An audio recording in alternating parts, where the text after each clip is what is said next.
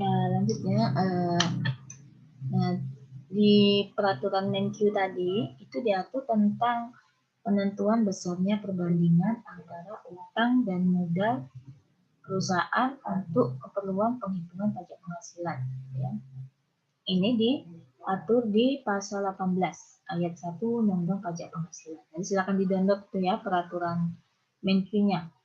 Nah, kita lihat ya, apa saja yang diatur. Jadi pokok-pokok pengaturannya itu terdiri dari yang pertama, untuk keperluan penghitungan pajak penghasilan ditetapkan besarnya perbandingan antara utang dan modal bagi wajib pajak badan yang didirikan atau bertempat kedudukan di Indonesia yang modalnya terbagi atas saham-saham. Yang kedua, pengertian utang adalah saldo rata-rata utang pada 1 tahun pajak atau bagian tahun pajak yang dihitung berdasarkan 1. Rata-rata saldo utang tiap akhir bulan pada tahun pajak yang bersangkutan atau rata-rata saldo utang tiap akhir bulan pada bagian tahun pajak yang bersangkutan. Yang ketiga, saldo utang meliputi saldo utang jangka panjang maupun saldo utang jangka pendek, termasuk saldo utang dagang yang dibebani bunga. Keempat, pengertian modal adalah saldo rata-rata modal pada 1 tahun pajak atau bagian tahun pajak yang dihitung berdasarkan 1. Rata-rata saldo modal tiap akhir bulan pada tahun pajak yang bersangkutan atau rata-rata saldo modal tiap akhir bulan pada bagian tahun pajak yang bersangkutan.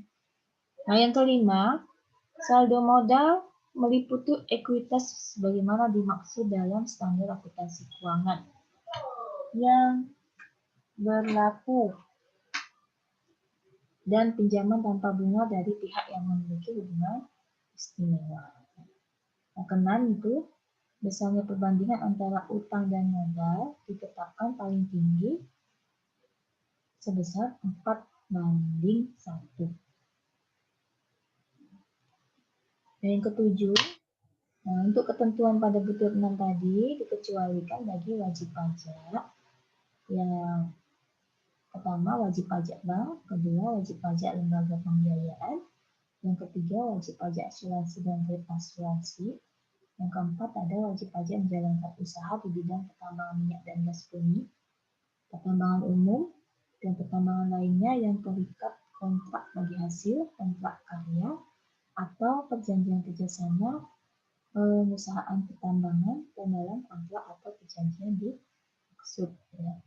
Kemudian ada wajib pajak atas seluruh penghasilannya dikenakan ke pihak final berdasarkan peraturan perundang-undangan yang perundang-undangan perpajakan. Kemudian ada wajib pajak yang menjalankan usaha di bidang infrastruktur. Kedelapan, bila besarnya perbandingan utang dan modal melebihi perbandingan 4:1, maka biaya pinjaman yang dapat diperhitungkan dalam penghitungan penghasilan kena pajak adalah sebesar biaya pinjaman sesuai dengan perbandingan utang dan modal yaitu 4:1. Jadi kalau misalnya dia melebihi perbandingan ketentuan ini, yang diperbolehkan itu hanya perbandingannya 4:1. Nah, yang terakhir ya, yang kesembilan, biaya pinjaman dimaksud adalah biaya yang ditanggung wajib pajak sehubungan dengan peminjaman dana yang meliputi bunga pinjaman, diskonto dan premium yang terkait dengan pinjaman, biaya tambahan yang terjadi yang terkait dengan perolehan pinjaman, beban keuangan dalam sewa pembiayaan, biaya imbalan karena jaminan pengembalian utang, dan selisih kurs yang berasal dari pinjaman dalam mata uang asing sepanjang selisih kurs tersebut sebagai penyelesaian terhadap biaya bunga dan biaya yang dimasukkan pada huruf B, C, D, dan E.